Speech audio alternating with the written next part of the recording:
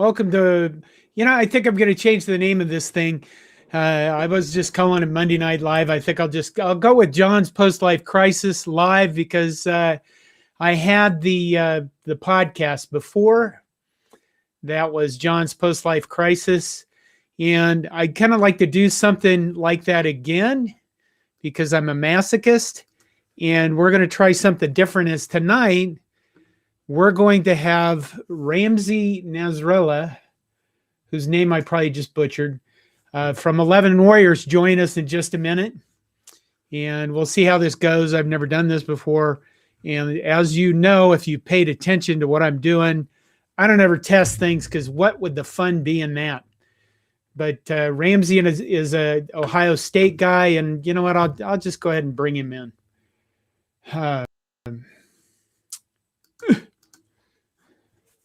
Ramzy. John.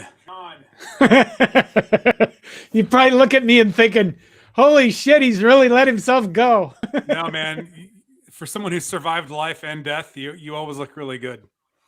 Well, thank you. How you doing? I'm pretty good. I still have to masquerade as an adult to pay my bills, so I'm a little bit more formal than I'd like to be.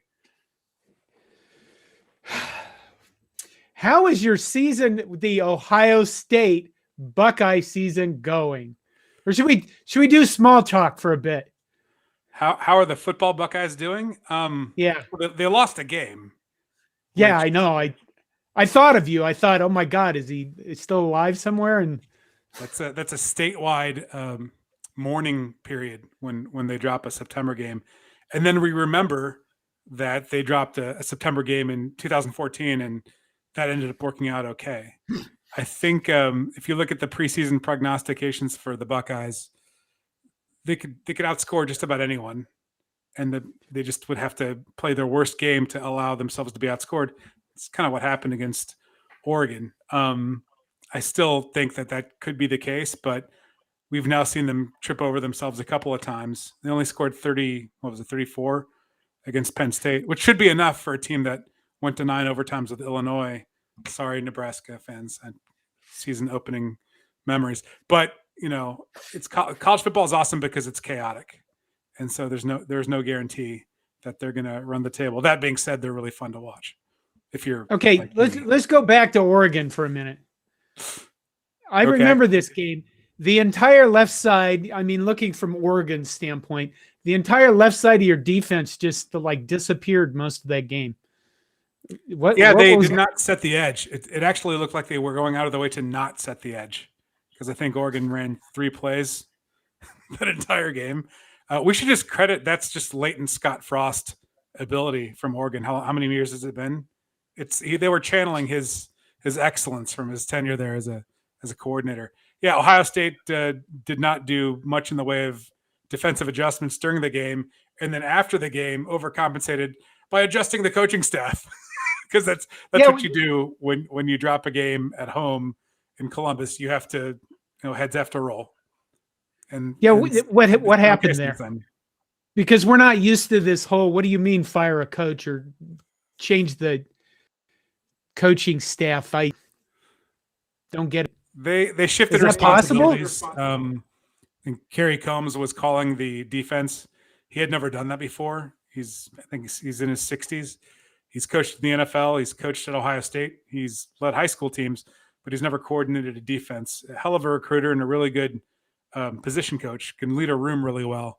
But it was evident the strategy wasn't where it needed to be. So Matt Barnes now calls the defense. It's a bit of if you ever get the chance to be in the headsets during an Ohio State game, they're calling stuff by committee, and then the CEO has the final check. With Ryan Day, he likes to spray the field with footballs and passes, and is usually not puckered up. He got a little puckered against Penn State. I'm sure there was a reason for that. With Urban, he just kept falling in love with the numbers advantage. If the quarterback keeps the ball, you have an extra blocker.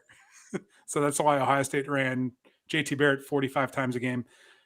The defense will be different. They now, so you can see they've been really since the Tulsa game after Barnes got his feet wet, they've been mixing things up, making adjustments. and being more attacking than reactive, and it's helped because they haven't lost any games, and that's always helpful. Well, they looked like they got angry. Yeah, they're kind of like with Virginia Tech in 2014. I think they remind themselves that they lost a game they shouldn't have lost every week. So they're playing Oregon every week until they run out of teams to try to right that wrong against. So I watched we're a partial Minnesota household because my son goes to Minnesota and my wife roots for Minnesota because they cahoots against me sometime. But we watched that game and Minnesota played pretty well up until the third quarter. And then you guys just out weaponized them. There were some concerns with quarterback CJ Stroud early in the season, and they seem to have worked themselves out very well. Yeah, there was a question. That game was the first time he threw a pass in college, and you could tell he was a bit timid. He was a little skittish, surrounded by really, really good players. The Oregon game was his first home game, and also the demeanor after incompletions, after things didn't go his way, very down in the dumps. He's changed he's not. I wouldn't call him cocky yet. He's still a little bit, I would say, soft in the alpha category. He speaks more through action than words. Not going to flex on anyone, but he's settled down. He seems very comfortable. When he's comfortable, he throws just an outstanding ball. When he's uncomfortable, he misses. And you can tell Penn State made him a little uncomfortable. Oregon made him a little uncomfortable. But when Jackson Smith and Jigba is your third receiver and he's being covered by the third best cover guy on the defense, you have a security blanket. And if for whatever reason you can't find him, Trevion Henderson is somewhere in the flat. So he's as comfortable as any first-time starter that you'll really ever find at Ohio State, probably going back to Art Schlichter. So I think the last time we talked was last year before the Nebraska game, wasn't it? We were in lockdown, yeah. We had to celebrate the return of canceled Big Ten football. Yeah, it was. It was our first game of the year. And I think I asked you at that time, does Ohio State have any weaknesses? So yeah, they didn't. That question again this year, does Ohio State have any weaknesses? Yes, they do. Last year they did. Last year you said no. Yeah, I told you it was going to go very poorly for Nebraska, and it did. It's still grateful that the fan base, Husker Nation, brought back the season. What ended up being their undoing was COVID. They played the best Alabama team of all time with 60% of its roster. Right. It's hard to play that team with no defensive tackles, but they tried. This year it's a little bit different. Wholesale turnover with defensive. They're still trying to run the same defensive strategy, but you've got a lot of new guys back there. Tons of freshmen get playing time on this team. The most snaps on the team is a freshman at the center, Luke Whippler, who Penn State really schemed towards. They tried to attack him and throw off the offensive line, and it worked. So Stroud's a freshman. Trevion Henderson's a freshman. The defensive backfield is just filled with first-time starters, redshirt freshmen, true freshmen. Denzel Burke's the first true freshman since, I think, Andy Katzenmoyer to start the first game of the season, and he's their lockdown corner. So when you talk about weaknesses that Ohio State has, it's guys that have never played in big late season games. Like the next November game they play will be their first. CJ played against Michigan State last year in garbage time when Ryan Day had COVID. But that was kind of he was in when it was already a laugher. Things were a lot easier when he had Justin Fields doing whatever with Trey Sermon, and this is not that team. This is a team that needs to prove itself every week, and that's kind of what's fun about it. They're doing that. So I am brain farting. The game is in Lincoln. Yeah, it is. So the giant Memorial Stadium crowd that will be crazy for our Huskers will certainly get to the young defensive backs as Adrian Martinez pummels them for 400 yards. I mean, mobile quarterbacks with super high ceiling and super low floor. it's a classic chaos game. I think Martinez can cause a lot of problems for this defense. He also is going up against a defense that scored 7 times this year, so they're no stranger to getting points while the offense is on the sideline. Last week, a defensive tackle who weighs as much as you and I together scored a touchdown, which was fun. So I think it's going to be exciting. But Nebraska, I mean, you've watched a lot more than I have. They've been in every game they've played. So they have. There's no reason to think that this will be any different, especially since Ohio State just went 4 quarters with a team that went 9 overtimes at home against Illinois and lost. Oh, that's a good point. I will say from the Nebraska perspective, we have a problem. I think how do I put this?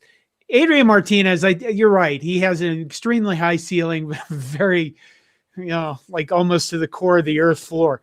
But I think what happens with our team is when he comes out, and if he starts out well, and the offense starts out well, then it's like the rest of the players on the team go, oh, it's going to be that Adrian, and they're buoyed by it, and they're like, all right, let's go. And then last week we lost to Purdue by 1 score because that's our punishment from God for some reason. There's no shame in losing to Purdue. I know a little bit about that. What do you lose to Purdue? How many times have you lost to Purdue in the last 20 years? They are the winningest Big Ten team against Ohio State this century, which means this millennium. Don't give them any gas. Don't give them any fuel. We'll get to some. They're better than usual this year, which actually makes them less scary. It's when they suck, when they go full superhuman. But Nebraska has that problem. I honestly think that last week in the 3rd quarter of the game against Purdue, that something broke in Nebraska. Honest to God, I think with 9 minutes left, I tweeted that I thought the Scott Frost tenure should be over. But we'll get to that in a minute. But I honestly watched the game, and what I saw was a team that just seemed to break. And we have been in all these 1-score games and played games really well against tough teams, but that's what worries me about Ohio State is, if we come out and we do good stuff at the beginning, maybe we have a chance. But if we come out and go 3 and out or have a turnover in the first 2 plays, I mean, it's going to be like 89-3, if even that. So that's from the Nebraska side what I see happening. I think we have better athletes than we've had for a very long time, but they're not putting it together. So you haven't watched much Nebraska or paid much attention to Nebraska? I'll admit to having seen plenty of Nebraska because I just am a consumer of college football. I watched most of the Michigan game. I watched most of the Oklahoma game. The Illinois game was all by itself, so I don't think you can judge any team on its first game of the season. They do have more athletes. They do have a scheme. They have an identity that I understand. They make a lot of mistakes, and that's both the players and the coaching staff, and that's something that just inexplicable to me. A lot of that's on Frost. I'm going to do this as well as I can without fully channeling Ted Lasso. When Nebraska makes mistakes, they're thinking about it like 9 plays later, 2 drives later. They don't have that goldfish memory where you're like, all right, it's 0-0 after every play, where they can reset. And that's something that at least Ryan Day's Buckeyes are really good at doing. They do it both after against you said you watched the Ohio State Minnesota game. They scored like 4 touchdowns on 5 plays at one point. And They went out like not fired up, not like overly juiced, but like, all right, 0-0. And you could tell they were still locked in. Whereas when I see Nebraska, they're good for a couple of brain farts, a couple of missteps. Again, high ceiling, low floor quarterback. But you talked about 3 and out and like, here we go again. Yeah, that's what they're prone to do. And it'll affect them for 2 or 3 drives. And that's how you lose games. That's how you lose 1-score games. You have to forget your latest triumph and your latest tragedy and just treat every every series like it's its own game. And if you win enough of those series, you come out on top. Nebraska could be undefeated right now. It's entirely controllable. They are easily their worst enemy this season. And that's why I'm not sold on Frost being sent down the river yet. He's not just some guy you hired from the MAC. He's not like Tim Beckman. He's like a native son. You have to keep him. I got ahead We of have to keep questions. Oh yeah. I'm not even saying that. Like, I'm not even being cheeky as a guy who wants Nebraska to be 4-8 or does Scott Frost Day memes. Like, if you go back and look at how long it takes coaches to acclimate and really build to what the unattainable expectation is, look at Nebraska's history. Man, the guys that you have shrines to, they weren't like instant successes. And even some of the dudes you've sent down there, I'll speak to Frank Solich only because he went to OU, or not. I'm sorry for your listeners, Ohio University, and yes, became, their greatest coach.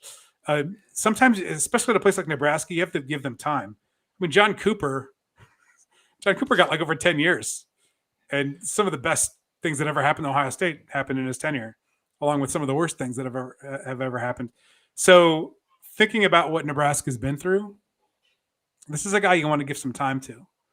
And you can see it this year. The fact that they could be playing, have a better record than Ohio State going into this game, but they don't because of things they did to themselves.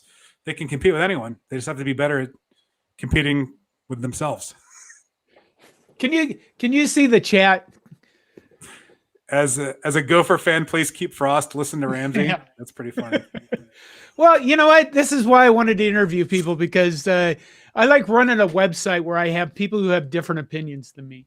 I never wanted to run a website where, like, I was the guy that said we should fire Frost and then everybody would fall in line with me. I expect to have people look at me and go, "You're out of your mind. You're an idiot. You're a freaking moron." That kind of stuff. And I guess opinion, but they have to be grounded in some sort of reality. You can't hear both sides if one side is completely divorced from reality and the other is like sort of close to the truth. I see the argument for Frost having expired his probationary period, but I just told you what my argument is for keeping him. This was more than just a rehabilitation, reupholstery project. Also Nebraska's fault. There's no hindsight with hiring Mike Riley. I think that happened the night Ohio State was playing Wisconsin in the Big Ten championship game and winning 59-0. I'm required by Ohio law to bring that game up every time I'm on another team's pod. That came up like they're hiring a guy that was older than Solich when they fired Solich for being old. And by the way, he's terrible.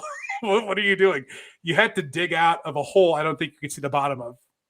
And if that means one more year for Frost, man, he's just about there. Is he behind schedule? Yeah, but he's not off schedule. Just behind. This is a tough job, man. This isn't the 80s Nebraska. The whole landscape has changed. Okay. I'll be honest with you. I am surprised. I thought your opinion would be, if you want to be the best, you got to, they better perform and smash, kill that guy. He's worthless. There's one scenario for me, and I wrote about it during the throes of the pandemic when we had to dig for content in a world without actual football. It's if Michigan and Nebraska traded coaches. And you got Jim Harbaugh coaching Nebraska, where he can be the best version of himself. And you've got Scott Frost doing the same thing in Ann Arbor. I think they do marvelously well in that pretend universe because they're not dealing with the crippling expectations of being the closest thing to a nepotism hire. Yeah. But other than that, no. Who's going to come in after Scott Frost? Who's going to come in after Jim Harbaugh while we're talking about Michigan? That's a tough spot for anyone to step into. You don't want to make the job more radioactive than it is. Those guys have to be given every chance to succeed. When you sign up both of those coaches, you have to write it out. They don't get the usual tryout period. They get a little extra because of who they are. Are you a doctor? No, I don't even pretend to be a doctor.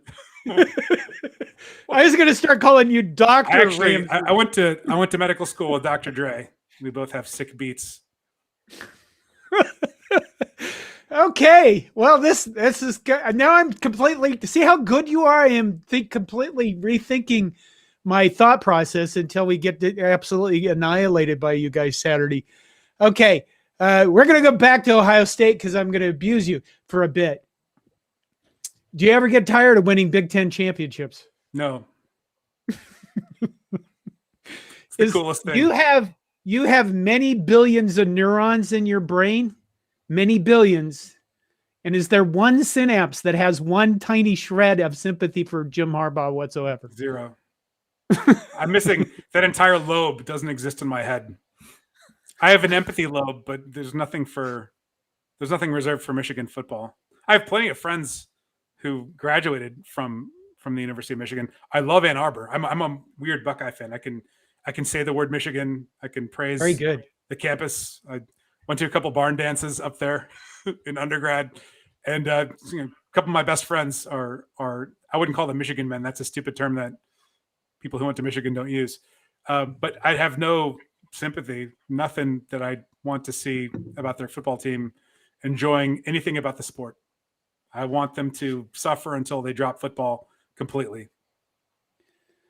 I am sure that you've been watching my YouTube videos that I've been making. I've subscribed. Have you? Well, yeah, I'm also in a couple of them. So, I mean, that's one way to get in someone's computer. True. I have over the past, this season, stated repeatedly that the Big Ten West is a mess, that there are really no good teams in the Big Ten West.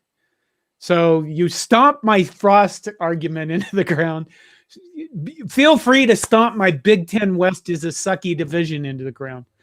No, they haven't won anything. Iowa is a good team. Iowa has just a horrendous offense run by Kirk Ferentz's fail son. They beat Ohio State 55-24. That was 5 years ago or 4 years ago.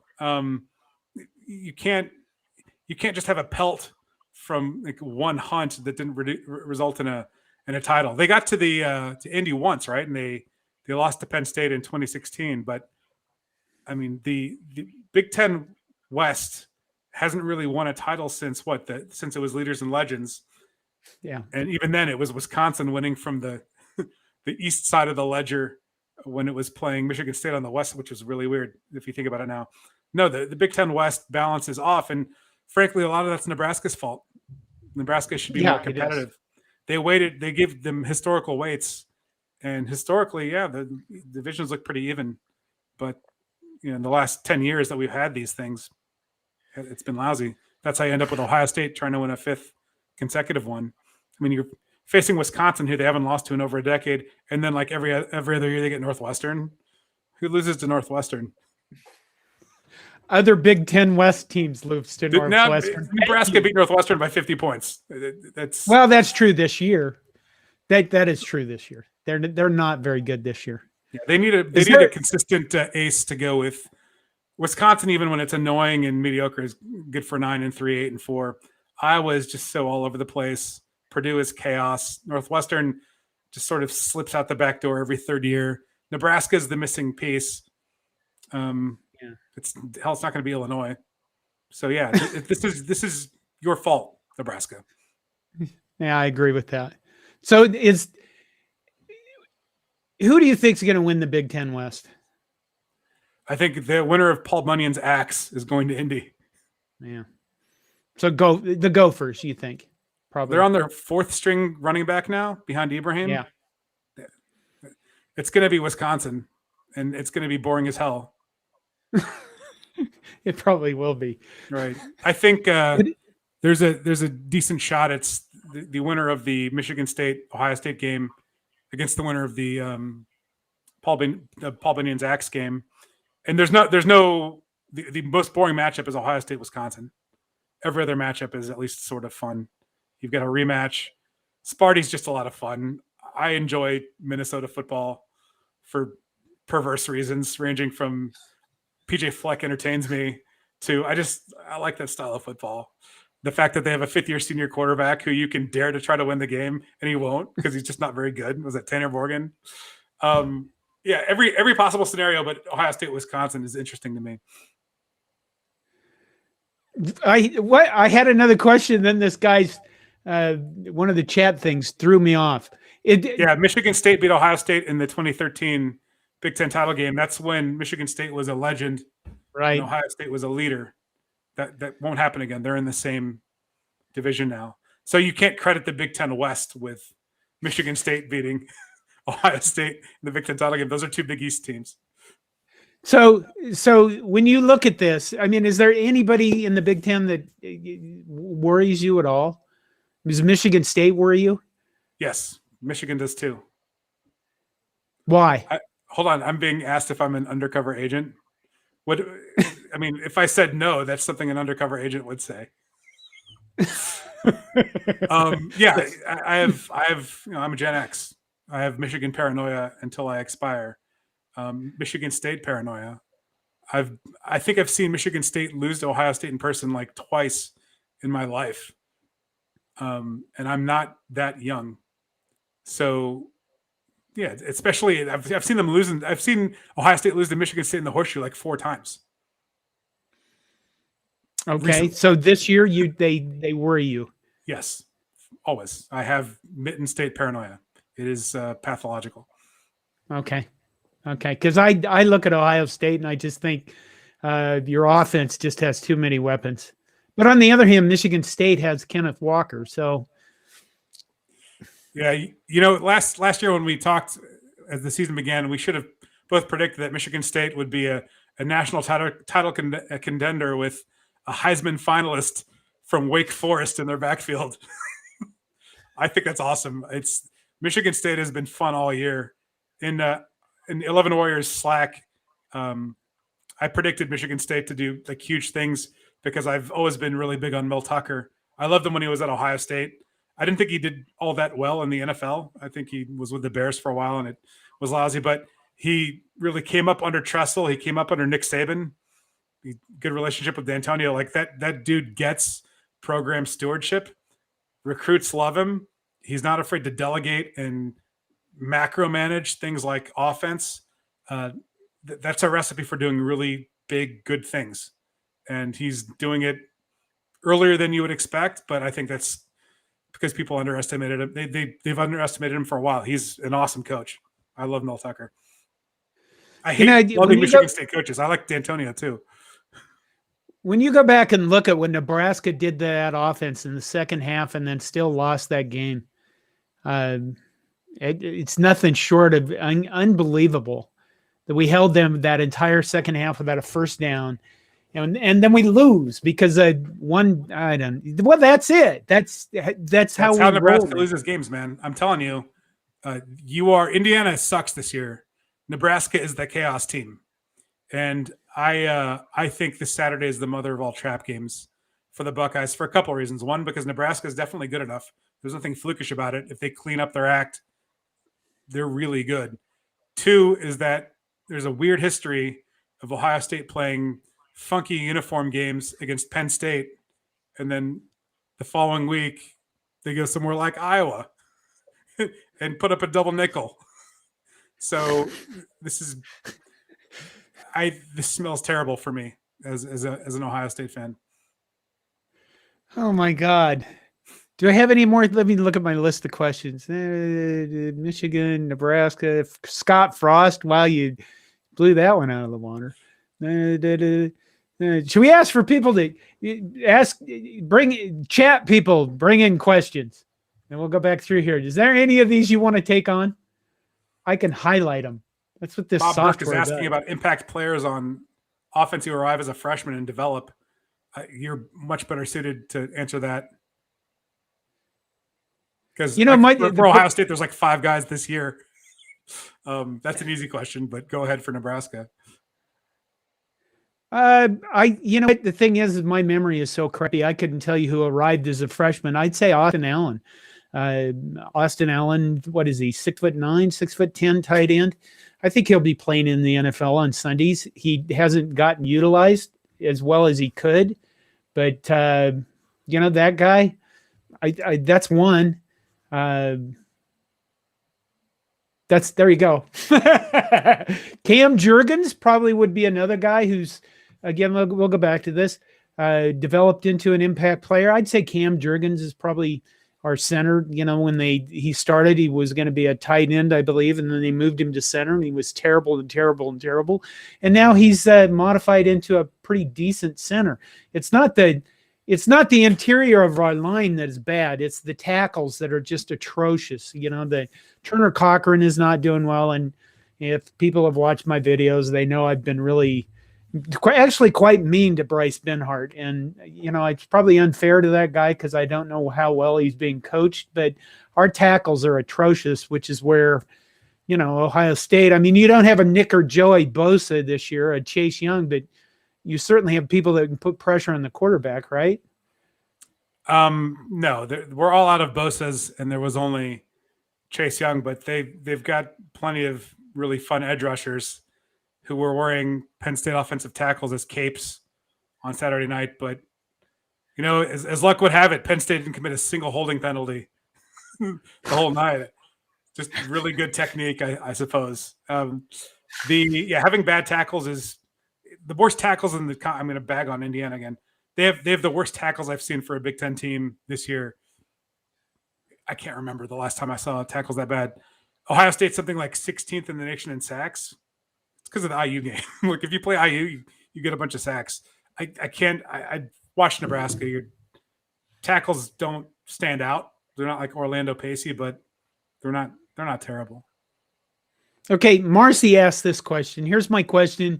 Do you think Nebraska would have been better if Frost had a special teams coach? I think a lot of head coaches take on special teams as their baby. It's very common.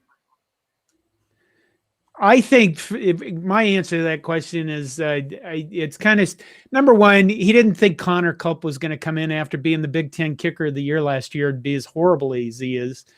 But special teams has really hurt us quite a bit. And it's like I don't know what they spent the offseason doing, but it wasn't special team stuff. I don't know if most teams do not have a special teams coach, right? I mean, our guy is like, who is it? It's Watson. And he's a linebackers coach and special teams coach. That's how most people do it. You end up doing, it's like side duty because you get X number of coaches in FBS. You don't want to spend one on special teams. That's why the head coach is like, this is me taking my CEO hat off and actually getting my hands dirty again with position coaching. So it's tough. You have to get those things right, but I don't think just head count fixes it. It's coaching. Okay. Too, right? Bob Burke asked Ramzy, do you think Luke Fickell, this is a question I wanted to ask, but I forgot.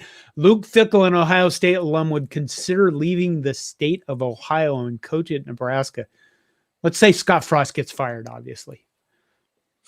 I think Luke Fickell, it's a two-part question. I think, yes, Luke Fickell, an Ohio State alum, would leave the state of Ohio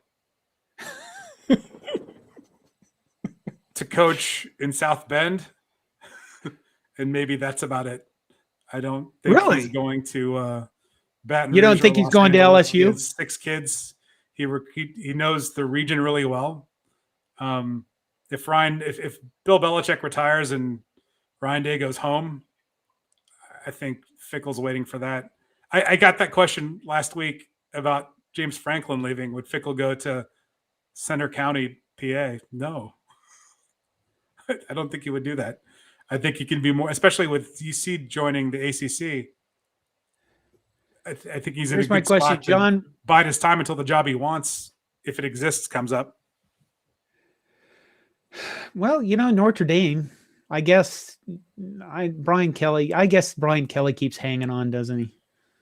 The Fick we're the same age. He went to St. Francis de Sales High School. He would go to Notre Dame. Here's my question, John. What percentage would you guess Frost is the coach the next year? I fear it's way higher than we think. I think that it really depends on the next 3 games. That's the correct answer. Since Ramsey's blown up my entire fire Scott Frost thing with a really good argument, I'll admit that. You can't lose to Ohio State, Iowa, and Wisconsin. Those are the three, right? To close. Yes. You can't lose all three. Yeah. Here's how you answer this. If Scott Frost is going to be coach next year, he has to show something. He really does. We can't finish 3-9, I don't think. Otherwise, all the stuff that we had where there was improvement and all the good feelings, and most importantly, maybe not most importantly to the athletic department, but most importantly to me, I don't want to go through another offseason where I have to figure out and pull like crap out of my head. And my head is really full of crap. Just to go through the off season and provide content to people. I want to have something happy to write about, not, oh, look at Scott Frost coming back again. And I think that's very important for Nebraska. You have to have something to sell next year. It's not about the sellout streak. It's still about putting butts in the stands, because Nebraska makes a ton of money off that. I imagine Ohio State does too.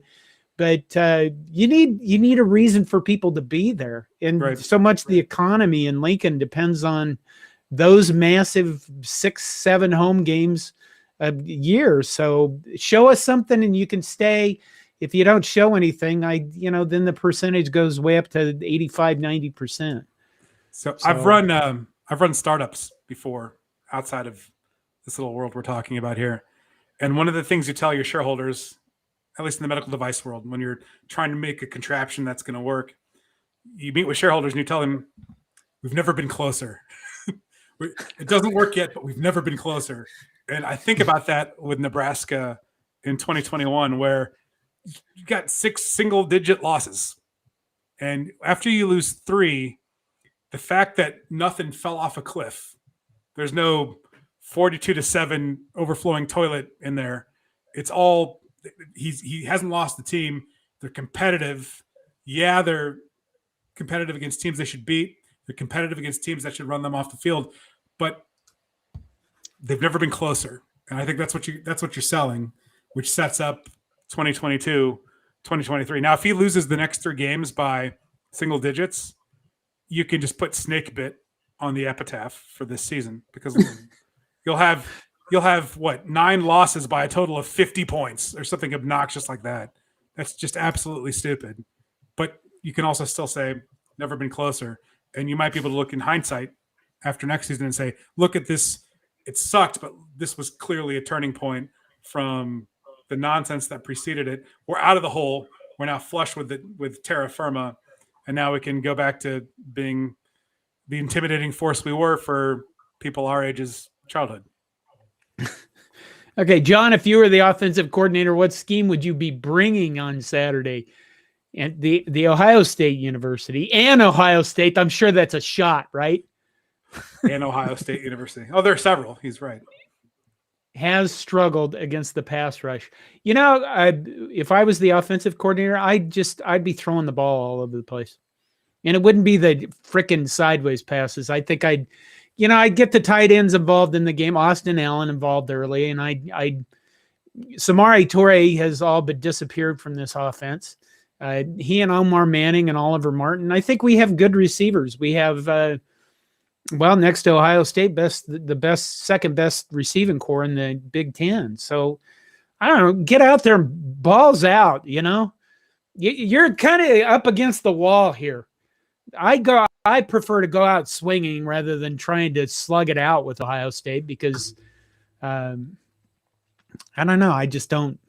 Number one, we're not going to sustain drives on the ground against Ohio State. How's your rush defense? Out against Ohio State can work for a half. They've got way too much depth.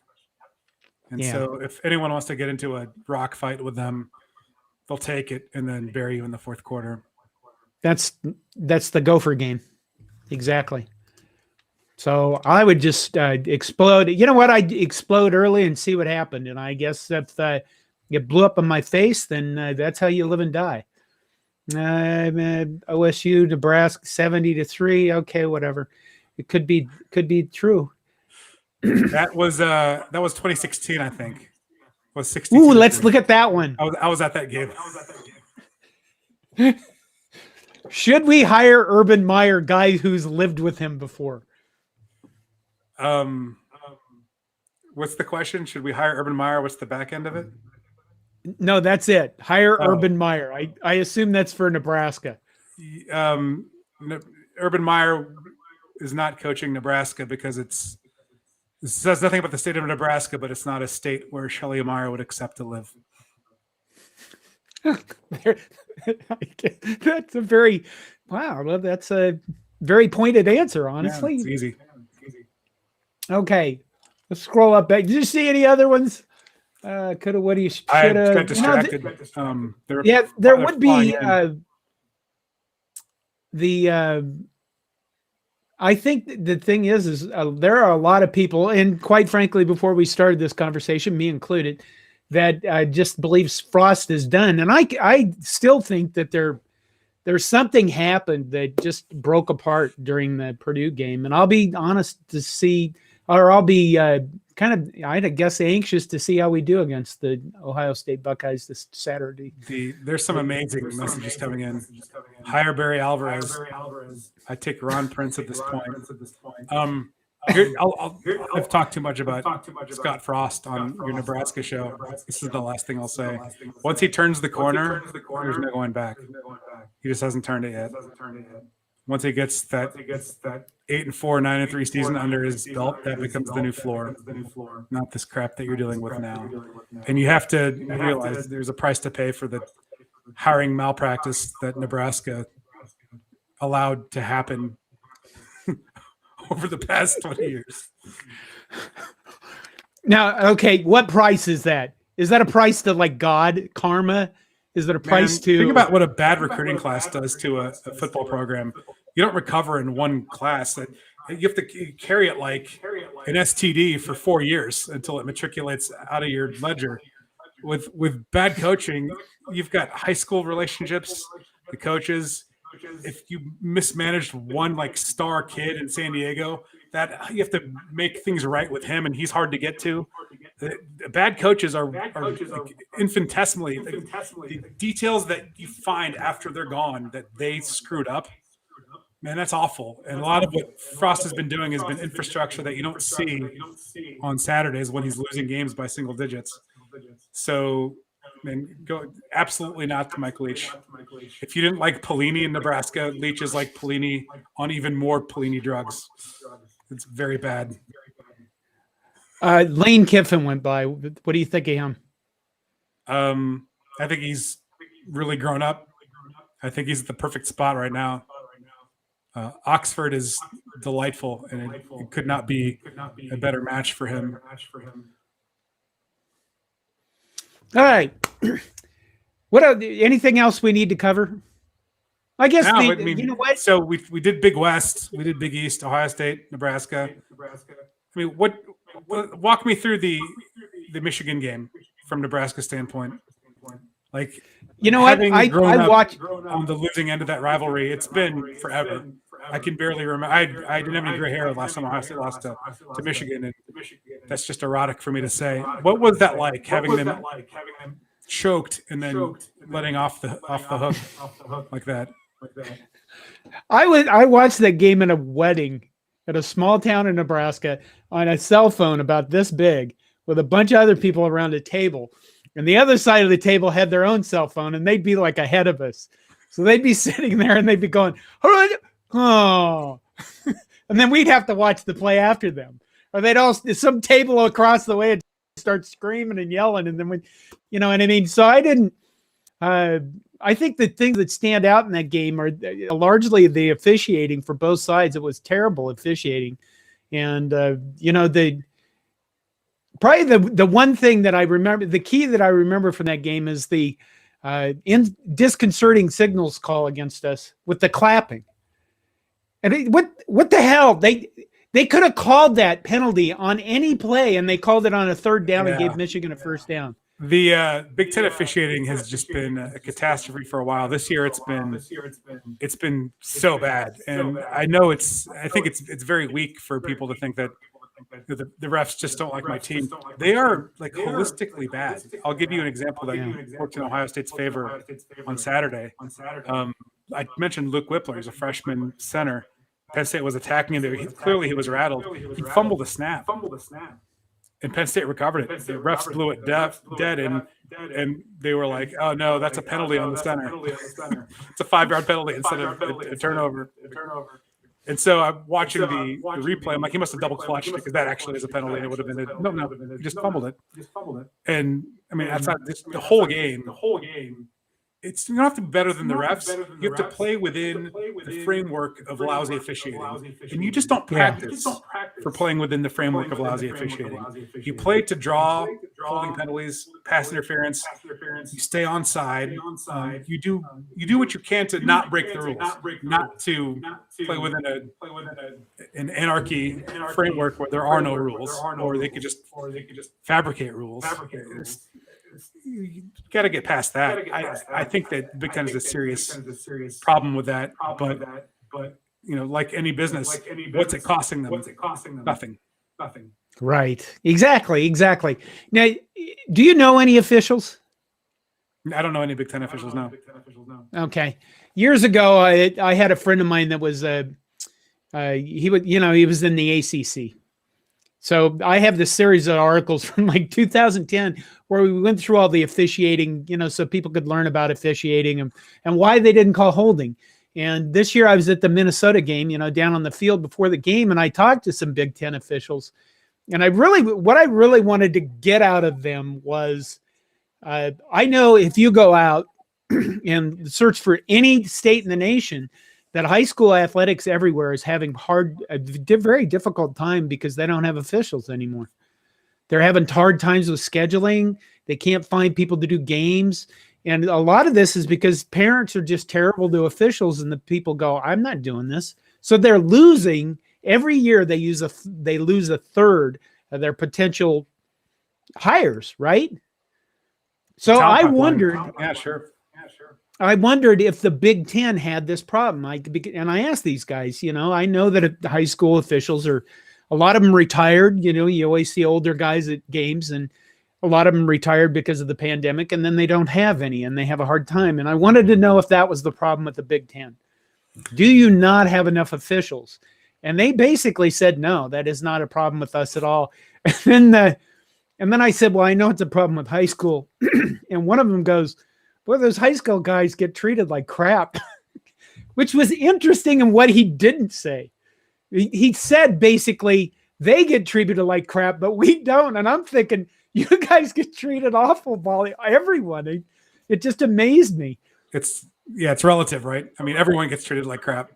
You ever order food and see someone else ordering food somewhere? Like, I see people talking to food handlers like, they're handling your food. What are you doing? Why would you treat someone who handles your food this poorly? I don't know. Talent pipeline is interesting, but ultimately, sometimes I feel like refs just want to get out of town. Like, if we call penalties, it takes longer. Games already take 4 hours because of the commercials. So Why extend them any further? False start penalties are very quick, 5 yards repeated. But anything that requires discussion, and you've got booth reviews that get automatically instigated. I think the result of commercials and stoppage that the refs on the field don't control, they're calling fewer penalties that are within their control. So you don't get a lot of like phantom holds. What you get are uncalled penalties, and I think that's where people end up complaining the most.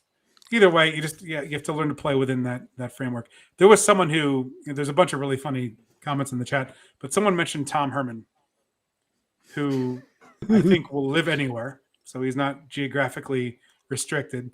I think you're seeing with Sark this year, he's already exceeded several negative thresholds that Herman never exceeded in Austin. Yep. He can recruit really well. He's outstanding with quarterbacks. Like Mark D'Antonio, my most favorite assistant with that national title team in 2002 was D'Antonio. With Ohio State in 2014 was Herman. The fact that they could trot out a third string quarterback and win 3 games in a row like that with a Heisman finalist on each team, that wasn't Urban. That was Herman. He's now, I think, babysitting Justin Fields in Chicago. Kind of a coaching rehabilitation assignment. that doesn't go through Tuscaloosa. Those are rare now. I think he could be available, but one thing Nebraska should know by now, you don't terminate the coach you have unless you already have the coach you want. Yes. So Well, you keep in mind though, that was a different athletic director.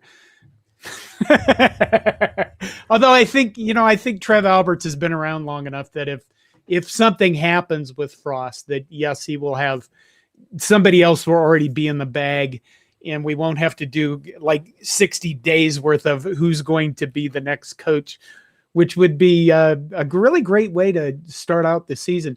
One more thing before we go. If you looked at Nebraska's schedule next year, it is, oh my God. Go ahead and look at it. It is incredible. We don't get to play you, but I'll try to remember to interview just the same, because I always enjoy talking to you.